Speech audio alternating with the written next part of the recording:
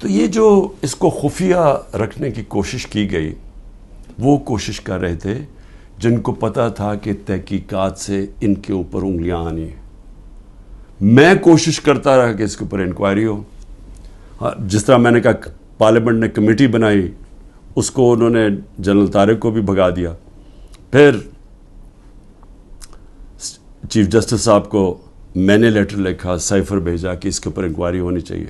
نہیں ہوئی۔ تو اب یہ جو انکوائری کرنا چاہتے ہیں ایف آئی اے، میں صرف سوال یہ پوچھتا ہوں کہ پہلے تو مجھے یہ بتائیں، مجھے بلا تو لیا آپ نے انکوائری کے لیے، لیکن مجھے یہی نہیں پتا کہ میرے سے کس چیز کی انکوائری کرنی چاہتے ہیں آپ، تاکہ میں تیاری کر کے آؤں۔ لیکن میں ایف آئی اے کو بھی یہ کہنا چاہتا ہوں کہ یہ آپ کے پے گریڈ سے زیادہ اوپر بات ہے۔ آپ کے رانا ثناء اللہ جو انٹیریئر منسٹر ہے، جو آپ کے اوپر ہے، وہ تو کہہ بیٹھا کہ عمران خان کو جیل میں ڈالنا ہے۔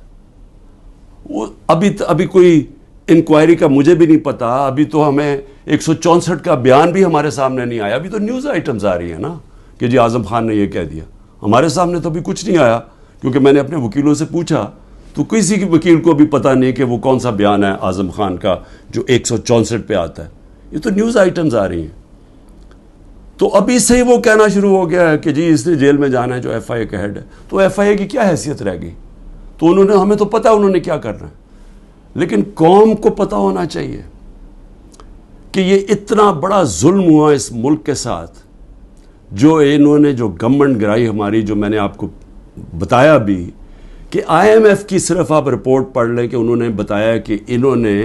یہ جو منی لانڈررز تھے اور این آر او والے یہ جو لیڈرز تھے، انہوں نے آ کے پاکستان سے 14 مہینے میں کیا اور عوام کو کتنی تکلیف ہوئی، کتنی تکلیف سے عوام گزر رہی ہے، اور مزید اور آگے تکلیف آنے والی ہے۔ ایک وہ گورنمنٹ جس کی بہترین پرفارمنس تھی، اور وہ صرف اور صرف، اب ضرورت نہیں ہے آپ آئی ایم ایف کا ہی پڑھ لیں نا، آئی ایم ایف تو ہمارے نیچے نہیں ہے، اکنامک سروے پڑھ لیں جو کہ انہوں نے شائع کیا، تو وہ تو اب واضح ہے کہ ایک حکومت جو بہترین پرفارمنس دے رہی تھی، جو لوگوں کے حالات بہتر کر رہی تھی، روزگار بڑھتا جا رہا تھا، فیصل آباد کے اندر ٹیکسٹائل کے ورکرز نہیں مل رہے تھے، یعنی دور سے وہ ٹیکسٹائل والے ہمیں کہتے تھے کہ ہم سکول کھولنا چاہتے ہیں، ہمارے پاس ورکرز کم ہو گئے ہیں، جو ہماری سب سے بڑی ایکسپورٹ ہے ٹیکسٹائلز کی۔